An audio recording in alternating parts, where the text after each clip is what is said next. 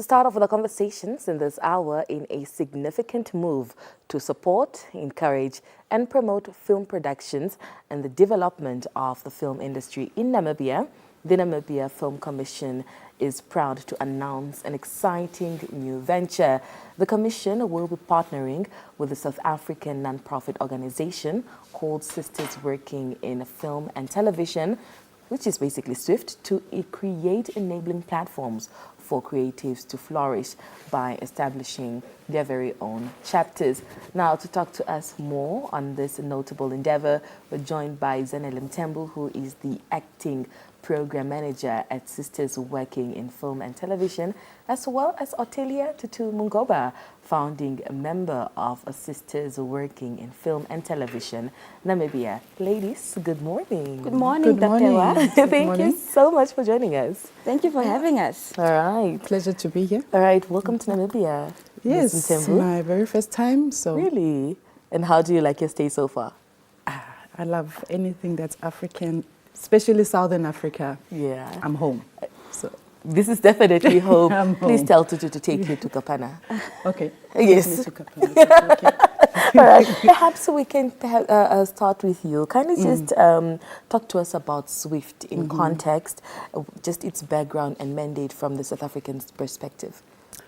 Okay. SWIFT is Sisters Working in Film and Television.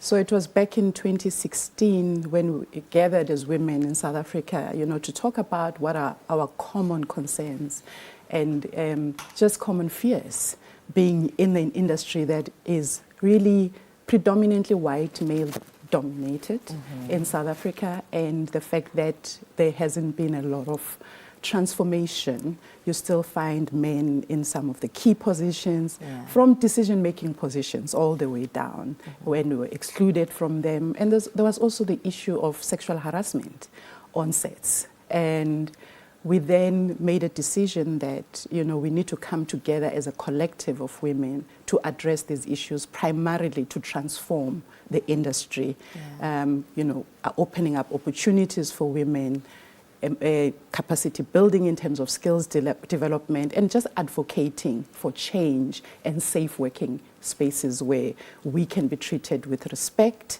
and we can feel comfortable and be able to flourish in those spaces. So that is SWIFT. That is what we do, is making sure that there is transformation and there is equitable representation of women in front of and particularly behind the scenes. All right. Now, Tutu, is that the same in Namibia? Of course. So we are happy to, and we're happy to announce that the Namibian chapter derives from the mother body. Yes. So basically, Zanele is our godmother. So hence, they are here to endorse that process and to take us through. So the only difference is our focal areas. So we will not be primarily focusing on issues that speak to the South African working environment, but more towards what Namibian women in the industry are facing and what they are going through. Equity issues, equality in the workplace, exposure, mentorship programs. Because what we've experienced and when we had our survey is that in the Namibian context, we have more women in the production administration point of view than with production technical point of view. You don't find a lot of creative directors that are females. You don't find a lot of camera operators that are technically mostly inclined to that type of work. Even with the editors, we have more institutions. You find that institutions have more male editors than their female editors. So I think it's also the exposure of also intelligence, but not like industrial intelligence, and that's the gap between the two. So a lot of women are more on the administrative side than on the technical production side. After such a long answer, yes. So we'll be looking at how they can be more better exposed to that spectrum. All right. Now, kindly just contextualize the relationship between SWIFT and the Namibia Film Commission. So, Dakalako and I have, you guys have seen us through the process since last year. So the initiative really comes from the Film Commission, and then we are their babies, of course. So they'll carry us through and be the auspiciers of the undertaking as we start off. Then when we lift off, and then they will let us be, but there'll be a supporting entity. As you know, that the commission is a custodian for the industry. So basically, they're also like another institution, fairy godmother for the industry as well. So basically, they're the principal. And we're the learners at the high school. All right. Yeah. All right. Zanele, each industry definitely has its own set of occupational as well as personal challenges. You did mention some of them. Can you just shed more light on some of these hurdles and how SWIFT can mitigate them, and also perhaps some of the success stories? Yeah.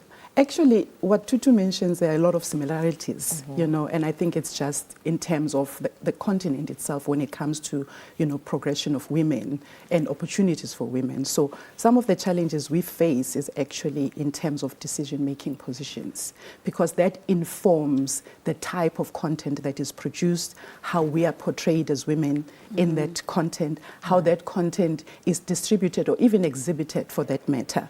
So that's an area that we are focusing on in terms of creating opportunities for women's content to be distributed as widely as possible, but also profiling the women behind those films so that we can know who they are, from directors all the way to technical positions. And then the other challenging areas is, again, you know, technical areas are still very male dominated, whether it's cinematography, whether it's sound, you know, now we've got digital imaging technicians. So we are looking at programs where we capacitate women, whether they're new entrants into the industry or it's professional development, where we are training women so that they can occupy heads of department. Because once you have heads of department, then the decision making flows downstream and changes things from there. Right? So the other issue that I mentioned earlier was around issues of safety on set. The reality is that we have our own challenges when it comes to quid pro quo. You know, you do this for me, I give you the job. That is quite prevalent. So we advocate for safe working environments. And what we have done is we've introduced a program where women can, in fact, it's not just women, but all vulnerable groups can report incidents of sexual harassment and can be assisted by professionals who are trained to counsel them, support them, and assist them to manage the problem and escalate to relevant parties when necessary, you know. And we also lobby government. We work in a very unregulated industry, and so we need regulation so that we can have the protections that employees have. So those are some of the problems that we address as SWIFT itself. If I may, just to allude to two examples that come from what Zanele spoke about. And this is what Namibians are not used to, with the whole sexual harassment and sensitivity around your nude scenes, around your kissing scenes, about a scene that where you are not fully naked, but so you have music videos where the girls are in bikinis and the guys are just in their speedos and bare-chested. In industries such as South Africa, there is actually a focal individual that is stationed on set to make sure that everybody feels safe when they're so not fully dressed. However, for here, we take it for granted. You know, everybody goes out, the scene is we're at a beach and everybody's touching each other, but then how comfortable are you being touched at the specific areas and in such a public platform as well? And I think also with regard when it comes to the lobbying, many people don't realize. So you have Nangula, who is in Ovambuland and who wants to become a graphic designer. But there is no entity that speaks to what her occupational desires are. So this is how platforms like SWIFT come along.